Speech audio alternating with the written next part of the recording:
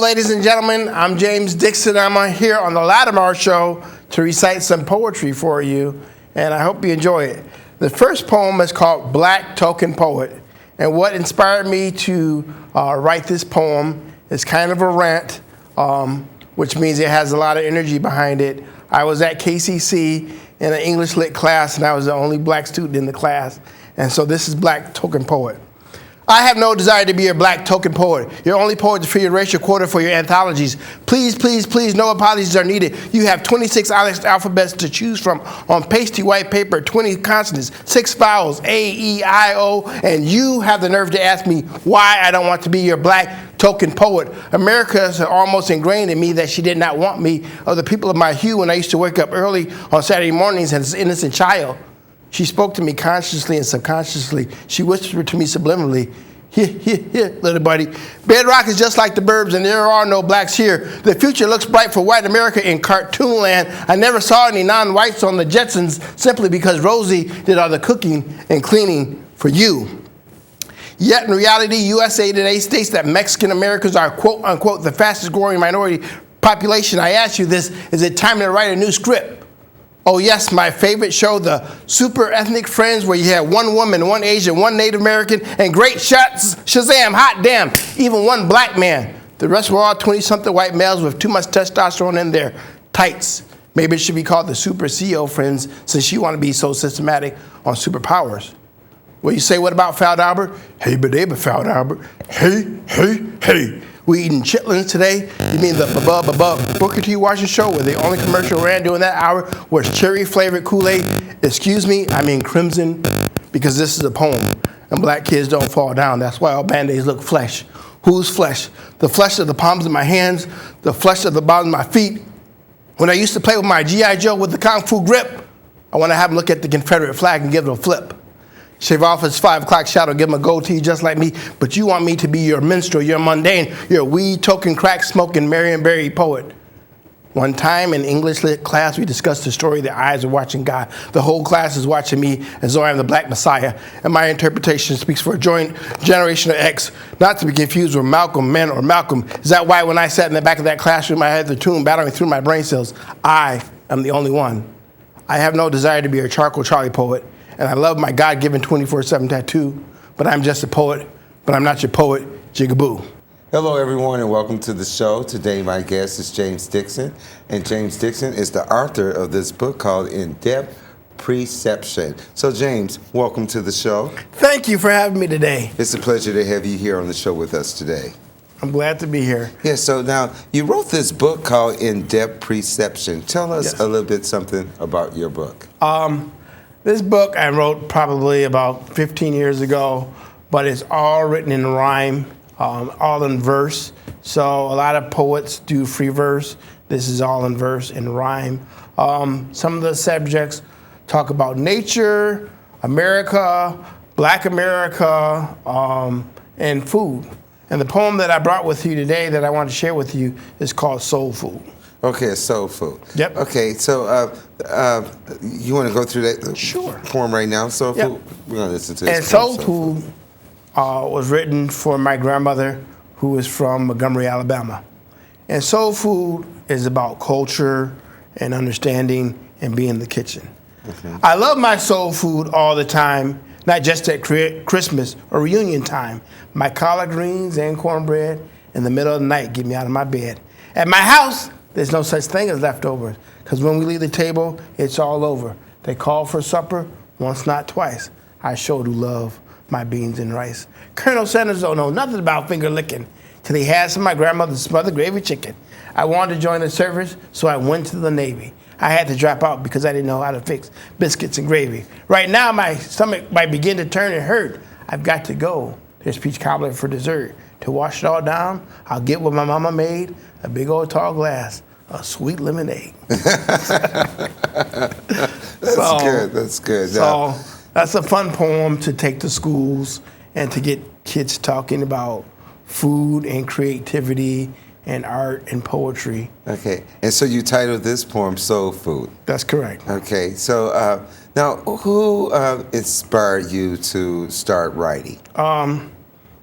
When I started writing, I was a native Detroiter, and then I moved to Albion, and I was cleaning up my room one day, and I had all these little ideas that I wrote down. So I saved them, but one of my inspirations in writing was Langston Hughes and Robert Frost. Robert Frost traditionally writes in verse, so that's kind of how I wrote in the beginning. But my new material is more prose, so it doesn't rhyme as much. But Langston Hughes, Robert Frost, Paul Laurence Dunbar, Gwendolyn Brooks, Nikki Giovanni, Maya Angelou, some of those poets I've actually had a chance to talk with. So it's kind of neat. How old was you when you started writing? I started writing poetry when I was 16. At 16 years old? As an outlet.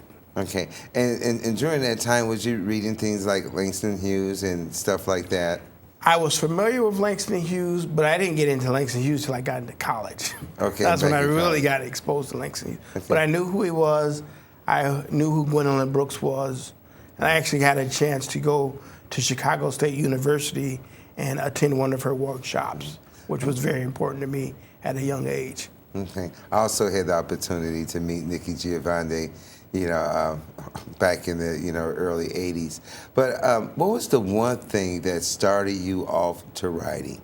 I mean, what was that one thing that you're sitting there and you're writing something, and all of a sudden you decided that this is something that I feel that I can do, so I guess I want to start writing. So what was that one thing for you? It's a spark. It was a spark. And I said, okay, I have these poems. So I grabbed the Webster Dictionary and looked at poetry. And poetry is an art form that is written and orally expressed. So I said, well, I just can't write poems like Emily Dickinson and get published after you die. So I just started doing this. I went on this trek to coffee houses at Olivet College, Albion College, Western Michigan University. I was heavily involved in the late 90s in the Poetry Slam in Kalamazoo. And I've been on 2 Poetry Slam teams. And poetry and the slams actually teach you the oral part, the oral tradition of writing, which is very important. Okay. So people can write, but if you don't share your thoughts and expressions, it's just a piece of paper. Right. It's just a piece. But once you get to the second step, which is the performance and the oral part, then that's when poetry comes alive. That's what I like to do with schools. That's what I like to do with students, and it builds them self-confidence. I have a lot of kids that come up to me. I actually had a 3rd grader who taught me to appreciate the soul food poem because I thought it was kind of done in a Southern dialect that I didn't like. But he loved it, and I grew to love it after reciting it for him because it made him hungry. Although you was the one who wrote the poem. Yeah, I'm the one who wrote the poem, but you can write poems, and sometimes they don't connect with you. And it took a long time for this poem to connect with me. Even though I talk about my grandmother in this poem, it was still missing something. But there was a 3rd grader that grabbed my shirt and he says, "Mr. Dixon, that poem made me so hungry." And so if I can do that, that's what I want to do. I've also done performances at Star of the Commonwealth, where I got a standing ovation. And that really, put a powerful place in my heart. Right. It really touched me. If I can touch those youth, I don't worry about anything else in the world. Right. So what is one of your favorite poems you like to recite? My favorite poem that I like to recite probably is To Langston for America.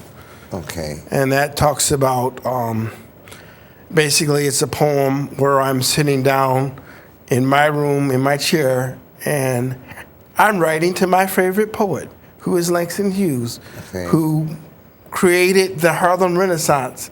And I'm talking with him and saying, this is what has happened. This is how we have progressed as a people, and this is how we have stayed the same as a people in this country, in America.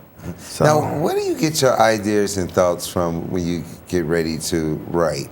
Does certain things just come in your head, or certain events that may occur that brings you to write about? I'm a Michigander. I live here in Michigan, and Michigan's a good subject.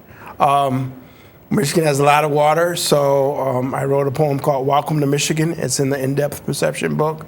I've also written a poem about the Flint water crisis, and I've also written about the things that happened in Benton Harbor. Okay. So my ideas come from nature, my surroundings. As a poet, you can find me writing at 2 o'clock in the morning. Right. That's the most quiet time. Takes a lot of discipline. Right. And it's a little scary because you have a blank page and you have to put your thoughts and ideas on that page, and that can be intimidating for some people. But if you gradually teach people how to write and you show them the text, and not all poetry is about Shakespeare, I think if teachers would take the opportunity to introduce students to more contemporary poets in the language that they speak in today, and not like they did in the 16th and 17th century, it might be more digestible. And I also believe poetry, you shouldn't have to have a secret decoder ring.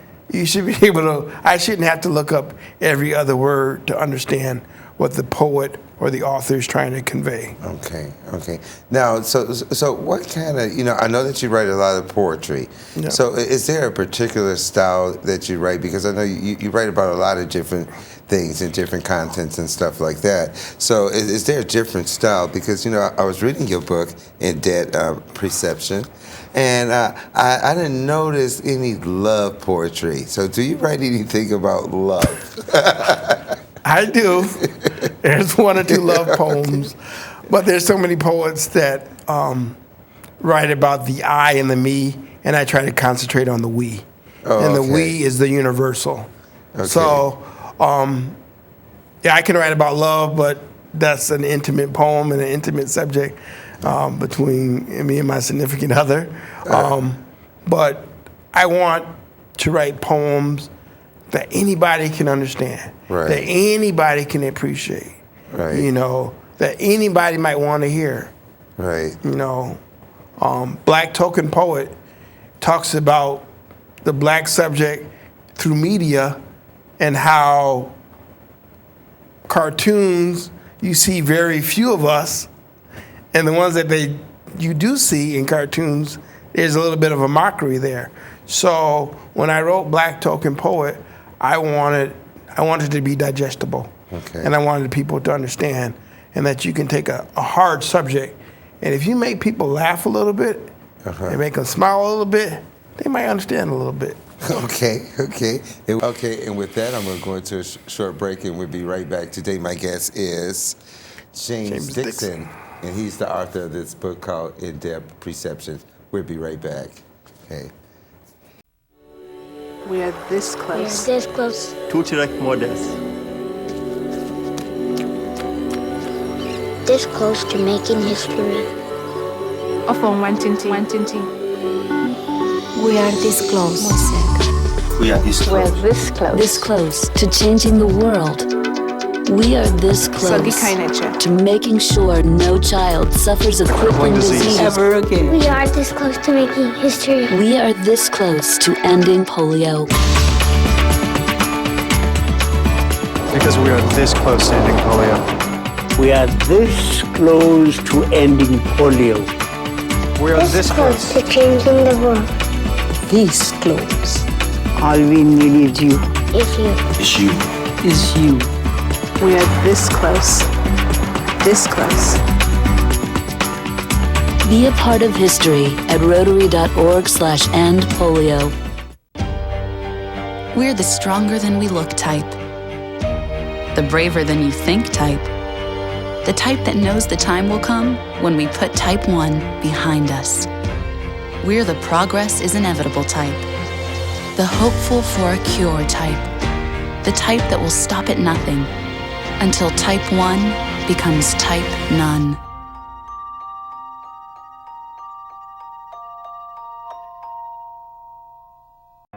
I don't want another drinking man in my life. My first marriage ended because I couldn't handle all those endless arguments and sleepless nights. My parents divorced when my dad chose the bottle over our family. I swore it would never happen to me, but that's exactly what I did. I ended up marrying and divorcing a man who reminded me of my father. Now I'm catching myself before I do the same thing all over again. Why am I attracted to a man who is unwilling to share responsibilities? I want more fulfillment in my life. Does my happiness depend on whether someone else drinks?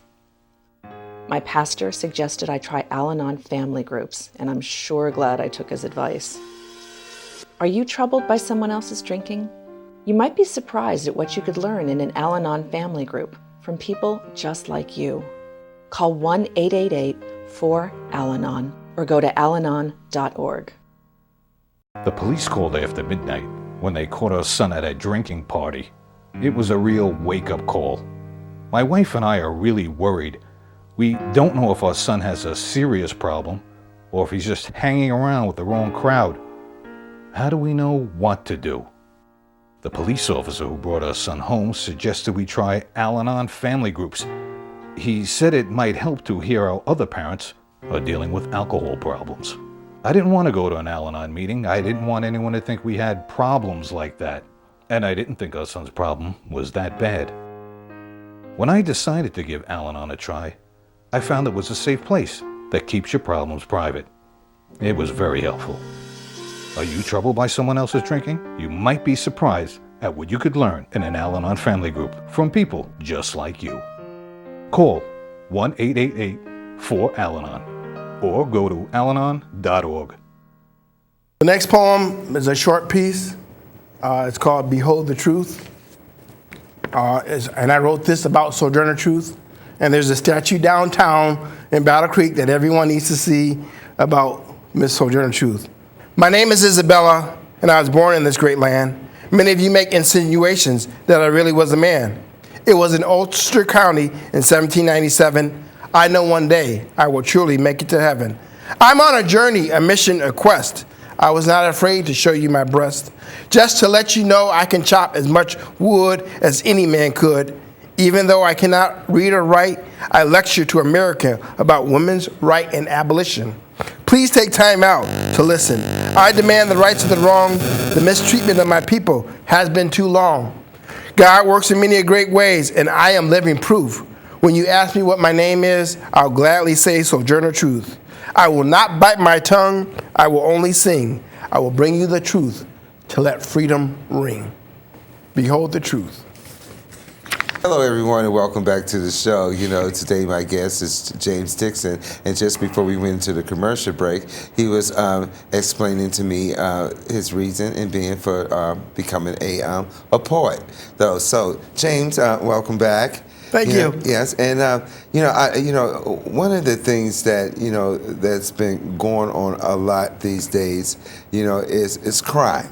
A lot of crime that, been going on a lot these days, especially in my hometown of Chicago. There has been numerous of crimes that just sickening. It's just really sickening. And yes, Chicago, I said it. Yes, it's very sickening that, such people will go around and commit all these hideous acts of crime. It's just really sickening, and I just hope that they get it together, though.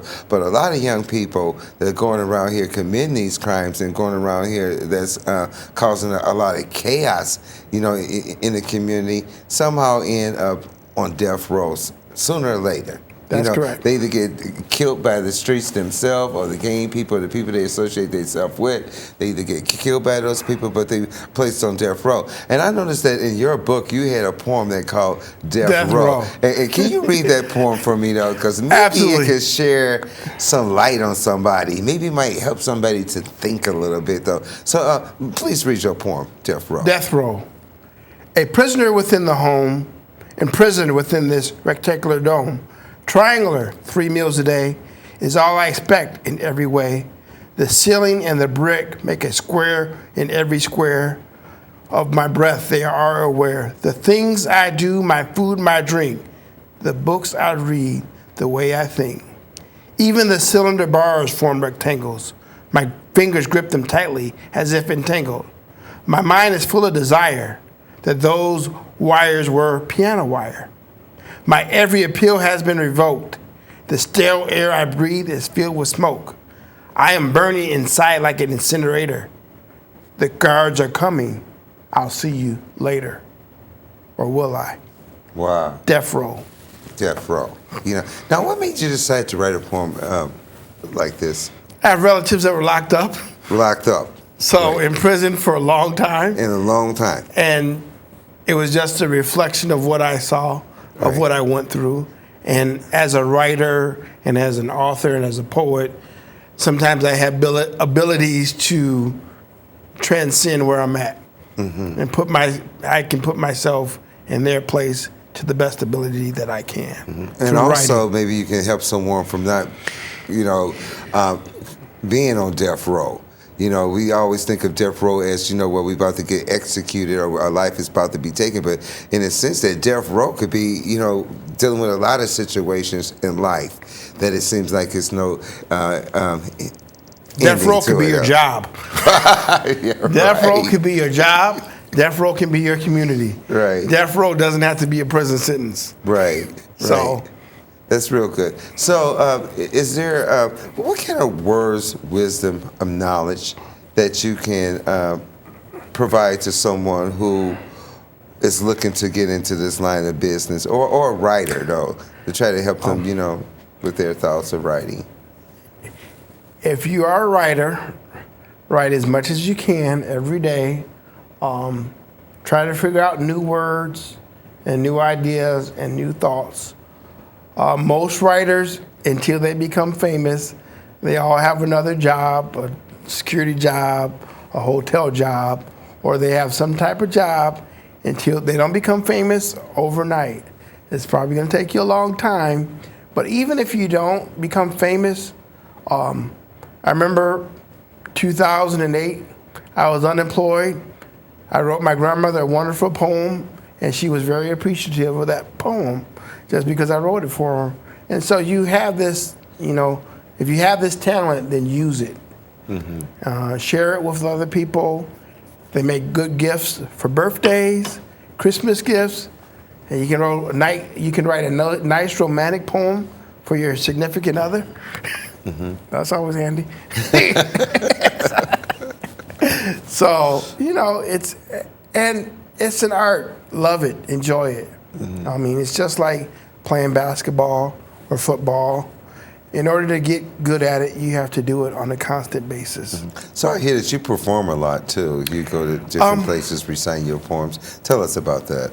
I performed all over the United States, actually. Okay. I've performed in your hometown, Chicago, at Chicago State University.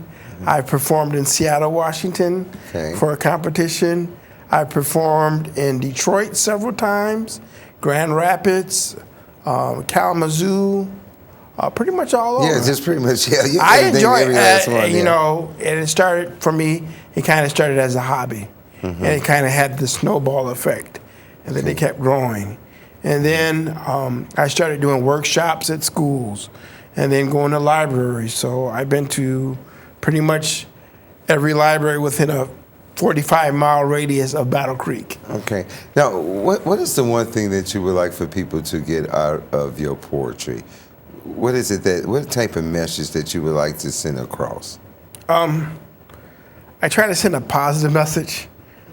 I also like to try to make people laugh and smile and think a little bit.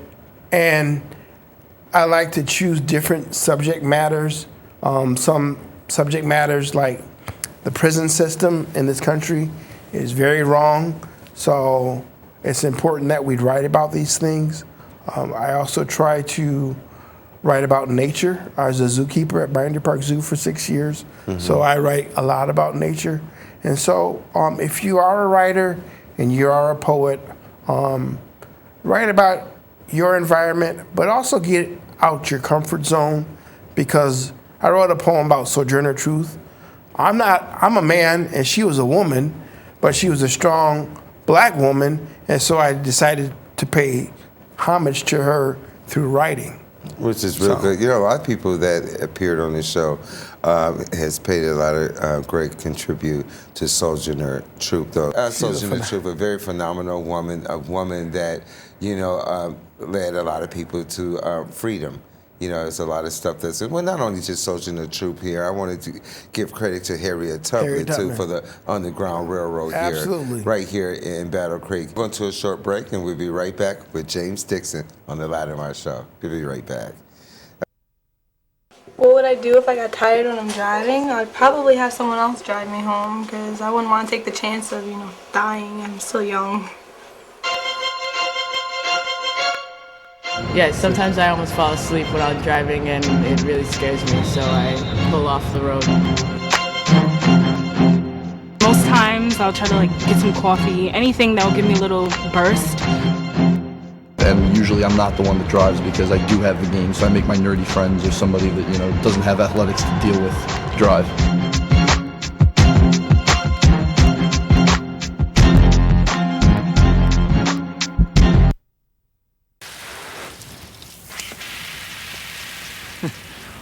The water looks like a river. Let's party on this river. All day. Two best friends. The moment using water becomes wasting water. It gets weird. Get normal by visiting wastingwaterisweird.com.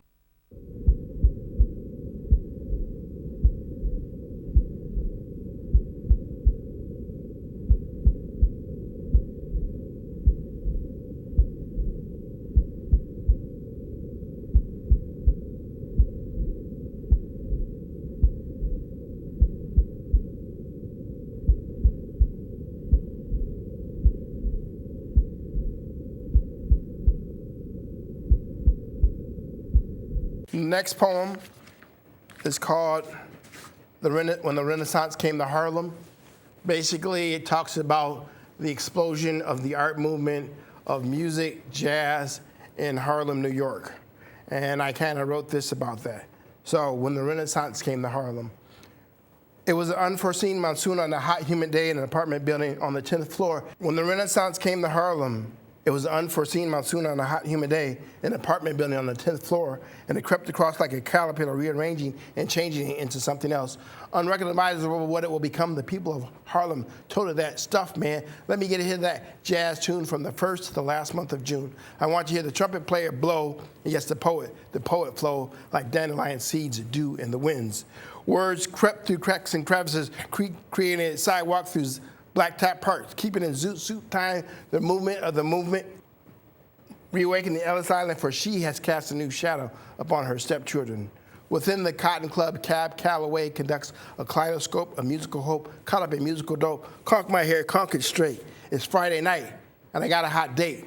But wait, my rent's late. Now I gotta see the bone man, the dice man, and the number man. I drip me a number, play it straight, play a box. I keep my bankroll here at the bottom of my socks. Mama kept hers in a special place. When she comes to the door with a loose-fitting robe and flip-flops, sounds of the kids in the hallway doing doo-wop. I can hear the sound of the big band sounding louder than the Big Bang Theory. Can you really hear me? Trombones slide and glide back and forth, the way Mama's flip-flops did when she greeted Daddy at the door.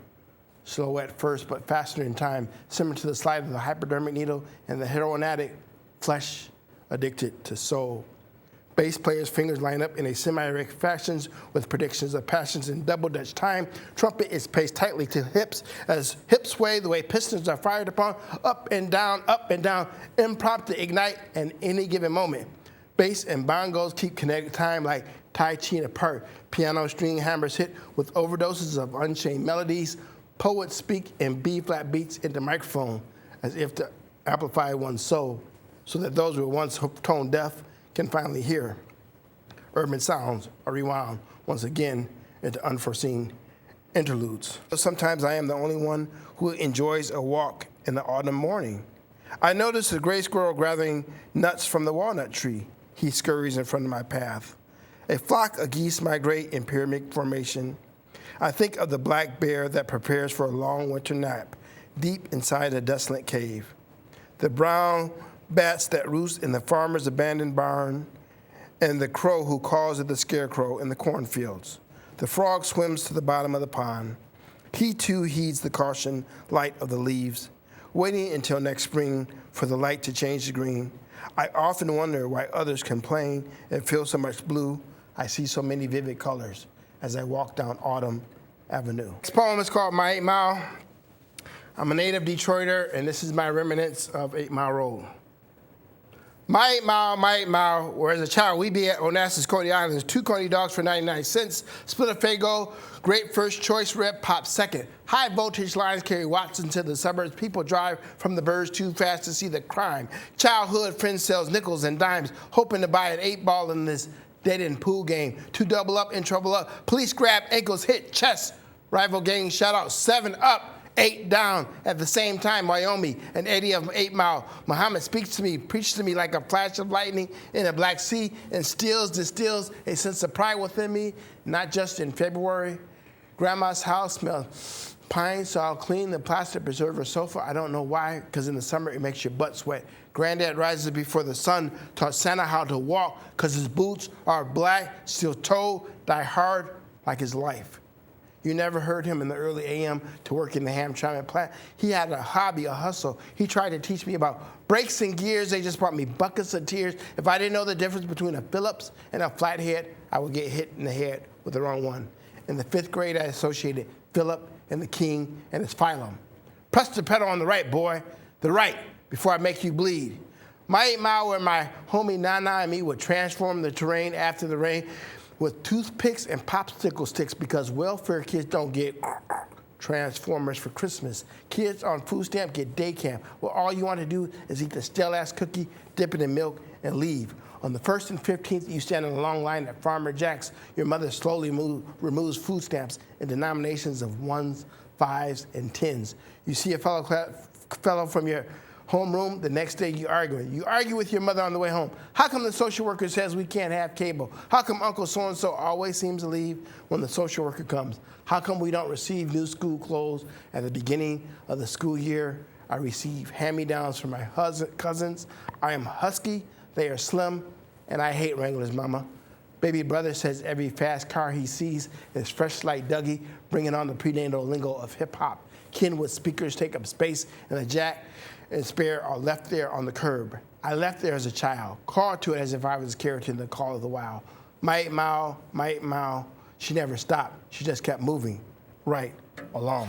Hello, everyone, and welcome back. My guest is James Dixon, here with me on the Lattimore Show today. And just before we went to commercial break, we was talking about the variety of many types of poetry that he has written. So, James, tell me, how difficult was it for you to become a writer? Especially in the line of poetry, because it's really something hard to put down. In this century and this day that we live in, with a lot of social media and a lot of internet and a lot of video games, my career path is kind of like a solo one. It's something that you do independently. It's something that you do by yourself. But you can find a poetry community that will foster you. I have to give thanks to Miss Elizabeth Kurlikowski, who was an instructor at KCC, who I was going to school to be biology, and then I ended up getting my associates in arts because of her. But she saw something in me, and she made writing cool, per se. And it's something that, you enjoy doing. I enjoy doing it. I think I truly enjoy teaching others how to write, and not just about themselves, but you can write about your father and your mother and your grandmother in a different way, in a different light, in a different ambiance. So, now, is there any other type of writings that you do besides poetry? Do you write short novels, books, stuff like that? What other types of writings are you? I've tried to get into science fiction, short stories, but I think poetry is my genre. Right. It's my powerful skill set. Well, why don't you try science fiction, though? Really, I might try science fiction, but I would also like to get into short stories. Okay. No, some of my poems that I have really lean into short stories. For the youth of America. Okay. So, yep. Yes, sir. What is it that people tell you that they get from your writing? From reading your work, what does most people say about your work? Most people find it interesting, and most of my work looks good on the page and on the stage, because some poetry looks, especially in performance poetry, looks good on the stage, but when you see it on paper, it doesn't have the same substance. Okay. So mine, I kind of walk the line, if you will, and I try to make it good for the page and the stage at the same time. So I'm doing a balanced beam walk. Okay, good. And so in one final statement you want to tell them out there before we leave the show today, in one final statement, what would that be that you want to tell your audience of fans that's viewing you right today on the Lattimore Show, and the ones that's out there that's listening to this television broadcast? So what is it that you would like to tell them out there? All my fans, I love you guys. I appreciate you. I just want to inspire people. I want to change their lives. I want a little bit of part of me to be in you. And I just want to leave a positive footprint in this community, in this country that we live in called America. Because there's a lot of bad things going on in all parts of America, and in Black America, and Hispanic America, rural America, and urban America otherwise. But if we take time to talk to one another, to shake each other's hands, and say good morning and hello, that might just change the difference in the way someone perceives you. And so that's why the title of the book is called In-Depth Perception, because you're taking an in-depth look into my life. Wow, very good. I am a Michigander, and I am proud to live in Michigan. But it saddened me to hear what was going on in Flint, Michigan, when their water was poisoned for water that they paid for. So this poem is called Flint H2O. Our bodies are 70% water. The earth is 70% water. But Flint, a city in America, is poisoned by water. Water is supposed to be pure, refreshing, aluminum fluoride, not poisoned by lead that is used to make bullets. Water that was levied to save a few dollars have damaged countless brain cells and other unknown effects. The powers that govern us force us to have poisoned their law-abiding citizens, and they paid for the poison unknowingly, poison monthly. Where are the checks and balances? Just cash checks. Would this happen if they slept here in Flint, Michigan? If their children were schooled here? Would this have happened anywhere else in the country, in a rural or urban community? How many cases of water would you use a day? What would you do if you had an infant at home, an elderly person, a high school athlete, to boil, to baptize, to bathe, to cook, to clean, are all now conscious decisions? Water. The last poem is called To Langston for America. This is probably my favorite piece that I've ever written. It's been published in a couple of books, a few anthologies.